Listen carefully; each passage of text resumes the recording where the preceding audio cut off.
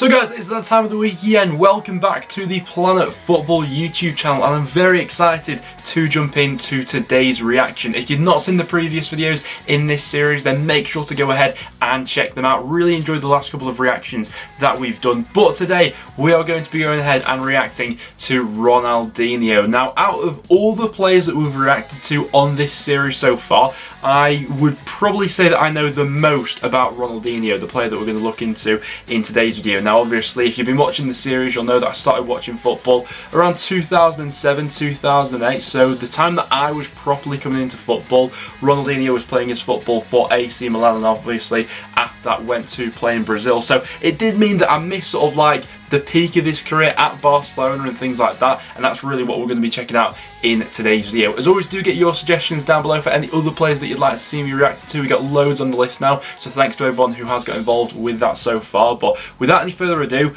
let's check out this one. So without any further ado, let's go ahead and check this one out and find out just how good was Ronaldinho. Often considered as one of the best players in his generation and regarded by quite a few as potentially one of the greatest of all time, it's no doubt that everyone knows how legendary Ronaldinho was. But he's certainly the most up-to-date player that we've done a reaction on so far. How did he start to make his name, and how does he compare to other legends and all-time greats? What's up guys, it's your boy, Raymar, back again for another video, and today we're gonna look at just exactly how good Ronaldinho was. Even before Ronaldinho was born, the game of football was already in his blood. His father was a former professional football player, his brother was a current professional football player, and even his uncles and grandfathers played the game. That being said, however, they weren't your typical professional players, as they played for small clubs and small leagues, and it didn't get paid that much. Interesting fact is that Ronaldinho's real name is actually Ronaldo de Assis Moreira. When he was 8 years old, Inho was added to his first name, ultimately giving him the nickname Ronaldinho, which meant small, because he was one of the tiniest kids in his youth club. This name stuck with him throughout his career because once he would join the Brazilian men's national team, there would already be a Ronaldo, and since he was younger, the name would stick and become very well known in time. However, even at the age of 8, his talent was already much more advanced. His touch, dribble, and control was years beyond the other kids. This was because as long as he could walk, Ronaldinho was already getting used to dribbling, as he would play beach football and indoor futsal before even playing on an actual football pitch for an organized match. He first really got noticed at the age of 13 after a 23-0. Yeah, it's quite interesting that, because it was a fairly familiar story from the Ronaldo reaction that we did on the channel, and sort of his beginnings and things like that. So I'd imagine that's quite a common thing in Brazil, and how obviously so many people get so good on the ball at such a young age. A local football team where he scored all 23 goals by himself. You know, it's like when you play FIFA My Player in easy mode, because my goodness, that must have been absolutely embarrassing for the other team. Ronaldinho would make his professional senior debut under Grêmio in the Brazilian Serie A, scoring 23 goals in 48 matches only at the age of 18 in 1998. The next year, he would be called up for his very first international match in the 1999 Copa America, where Brazil would go on to win. Then, just a week later, he would go play for Brazil in the 1999 Confederations Cup, where he would score in every single game except the final, which also included a hat-trick against Saudi Arabia, ultimately winning the tournament Golden Ball and scoring 6 goals to win the tournament Golden Boot. And I know it's just the Confederations Cup, but still, to do it at the age of 19 is still pretty impressive. Yeah, so obviously all of this stuff will be completely new to me. Obviously, like we mentioned, he is the most up-to-date player that we've done a reaction on, but my knowledge of Ronaldinho, I know a little bit about the sort of Barcelona stuff, and then the AC Milan stuff is where I properly come in, but most of the stuff prior to this will all be new to me. To ever approach Ronaldinho just happened to be Arsenal in 2001. However, the move never happened because Ronaldinho couldn't get hold of a work permit due to some rule about being a non-European and not playing enough international matches. So what a deal they missed out on there, then. You guys could have seen a young Ronaldinho playing with Thierry Henry and Dennis Bergkamp. Yeah, that would have been outrageous. Maybe in an alternate universe they did. In reality, though, the first European team to secure Ronaldinho's signature was PSG PSG in 2001. He would sign a ridiculously low 5-year, €5 million deal. Honestly, I have no idea how they were able to sign him for such a low fee, especially when you see young players these days getting paid ridiculous amounts and they're not even that great. But I mean, yeah, that is absolutely crazy right now. And I did know that sheerly because of the JJ Okocha reaction video that we did, and obviously Ronaldinho and JJ Okocha's paths slightly crossed over at PSG, so make sure to go ahead and check out that reaction as well. At first, Ronaldinho spent a few months on the bench before he would slowly but surely start being included in the starting lineup. It would be after the winter break in his first year with PSG that he would really start getting more recognition. During his return from the break, he would go on to score in 4 consecutive matches, earning him a permanent starting position. In just his first year with PSG, Ronaldinho would go on to score 13 goals and have 4 assists in 39 appearances, leading his club in scoring for all competitions. Although the young Ronaldinho was already rising up and becoming a superstar, he would have a complicated relationship with his coach at the time, Luis Fernandez, who would criticize him, saying that the young Brazilian was too caught up in the Parisian nightlife and complained that he would never arrive back on time from his Brazilian holidays. I mean, what's up with Brazilian stars getting so caught up with partying? You have Ronaldo, Pato, Adriano, and Ronaldinho, all known for their excessive nightlives. The little flip-flops are outrageous, aren't they? Party one time. But anyways, the very next season for PSG, Ronaldinho would score 12 goals and have 4 assists in 37 games, which was pretty much the same. Loves a dink over the keeper as well, which I love about him. He would again lead his club in scoring across. He's so fast as well with his feet. And lead his club into the Coupe de France final, but PSG wouldn't win any form of silverware that year and would end up 11th in Liga in standings. After this season, Ronaldinho requested a trade due to the club's failure to qualify for any European competition. Oh wow. He knew he would make an even bigger name for himself on a bigger stage. Yeah, the summer of 2002 also brought a lot of spotlight and praise for the young Ronaldinho. The World Cup hosted by South Korea and Japan really showcased just how skilled and talented Ronaldinho was. Yeah. Rivaldo, Ronaldo, and Ronaldinho would make up what was known as Brazil's 3 Rs, their unstoppable offense that dominated the 1999 Copa America. Ridiculous Ronaldinho team. would go on to score 2 goals and have 3 assists during the tournament. It might not sound that impressive, but Ronaldinho saved his team from the brink of elimination during the quarterfinal against England. Brazil was down 0-1 until Ronaldinho had an amazing run and passed the ball to Rivaldo for an easy goal and assist. Then he would score one of the most iconic free kicks in World Cup history with that perfect upper 90 corner shot. Of course, yeah, I've seen that before. Brazil would have lost this game and wouldn't have been able to win their country's 5th World Cup title. By the end of the 2002-2003 season, Ronaldinho was a proven global superstar at the age of 23. Barcelona made it their mission to acquire him as they outbid Manchester United to sign Ronaldinho for €30 million. Wow, imagine if he ends up in the Premier League. The season would be Ronaldinho's first in Spain, and he would go on to score 22 goals and have 11 assists in 45 games. Yeah, so he's really exploding at this time. Of 0.49 goals a game. Even though Barca didn't really do anything other than placing 2nd in La Liga, Ronaldinho would lead his club in scoring, giving him the best season of his career so far. The 2004-2005 season was the first time Ronaldinho really absolutely experienced rinsed any his club success, people, as doesn't he would he? go on to win his first La Liga title with Barcelona.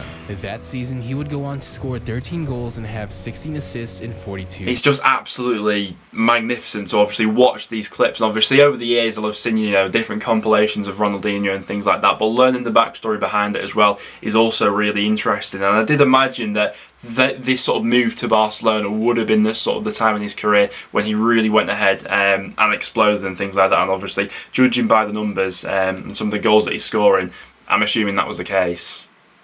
42 games. As Carlos Puyol described perfectly, Ronaldinho was the one that really gave Barcelona their spirit back. Ronaldinho also Barcelona won went his through a first tough patch FIFA themselves, World didn't Player they? of the Year award and coincidentally also assisted a young Lionel Messi on his very first goal for Barcelona. Wow. The 2005-2006 season was the height of Ronaldinho's career as he would win a minor treble with Barcelona with the Champions League, La Liga, and Spanish Super Cup titles. He would also go on to have the best season of his career, scoring 26 goals and having 25 assists in 45 games.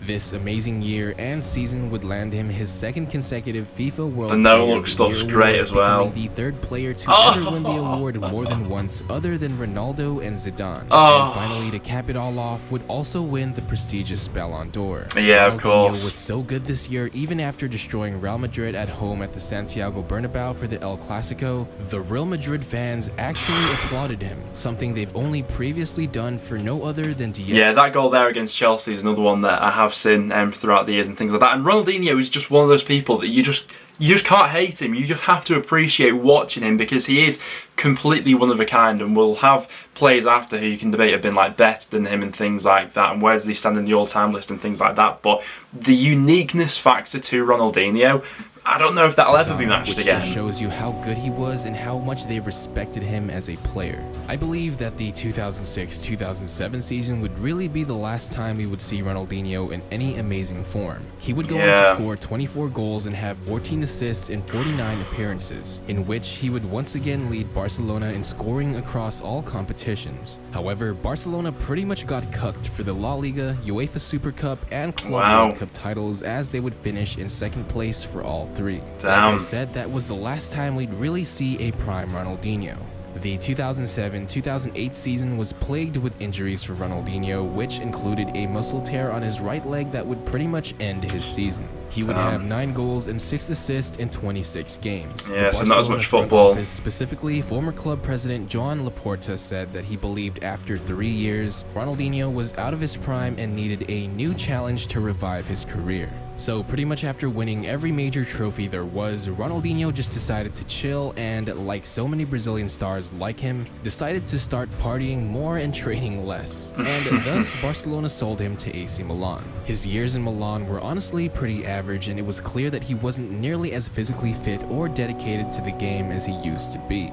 Yeah, so obviously this was the sort of era of football that I was probably coming into, and I do remember back in the day, you know, seeing clips of AC Milan or whenever they'd be on, you know, TV and Champions League and things like that, seeing Ronaldinho and being dazzled by him even back then. But obviously the peak of his career, as it's just said, did definitely come at Barcelona. Said, "The decline of Ronaldinho hasn't surprised me. His physical condition has always been very precarious. His talent, though, has never been in question. The only noteworthy thing that would happen during his time in Milan would be him leading the Serie A in assists for the 2009-2010 season. After AC Milan, Ronaldinho would go back to Brazil to play for the Brazilian League, and even had a year in Mexico where he would play for Liga MX, but it's safe to say that those years wouldn't really be relevant at all. So let's go ahead and look at the career numbers for Ronaldinho. For Brazil, he would score 33 goals in 97 games, and for his club career, he would score 280 goals in 719 appearances, for a total of 313 goals in 816 games, ultimately ending with a career goal-scoring ratio of .38 goals a game.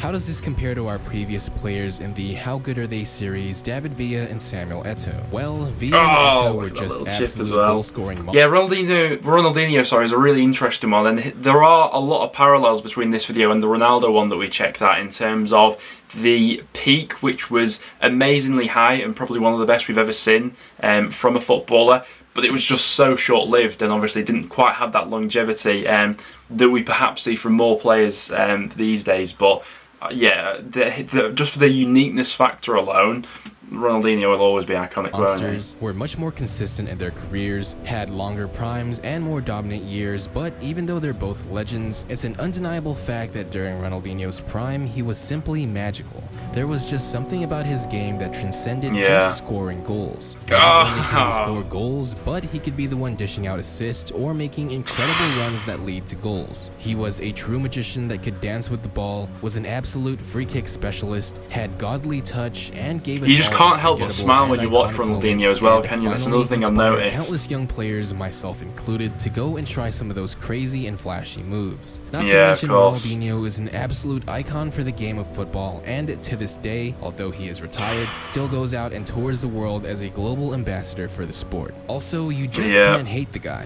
He's always smiling and seems like he'd be Look at him, look how fast he was as well in his younger days. He was the cover of FIFA for 4 different years, which is absolutely insane. You never really hear stories remember having FIFA 09 to be beefing it fair. up with any other players too, which just goes to show you his charisma and the respect other footballers had for his legendary talent and career. But that's all I have for you guys today. If you did make it to the end of this video, I'm curious to see who... Great stuff for Ronaldinho. Really enjoyed this video here today, and I'm sure a lot of the people that are watching this video right now, he will be like in your sort of like top 5 favourite footballers of all time. I think he's got a spot there for everyone really, Ronaldinho, doesn't he? There we have it though, guys. That will wrap it up for the Ronaldinho reaction. Really enjoyed this one here today. No doubt will go down as probably the most entertaining player to watch in world football. He was just so natural and graceful with the ball, and that unpredictability factor that he had as well, that you just didn't know what was going to come next. Yeah, Ronaldinho, I don't think we'll ever get a player quite like him again, will we? That will wrap it up for today's video though, guys. Thank you very much for watching. If you did go on to enjoy, make sure to leave a like and do stick around for some regular uploads. Apart from that, thanks for watching, guys, and I'll see you all in the next one.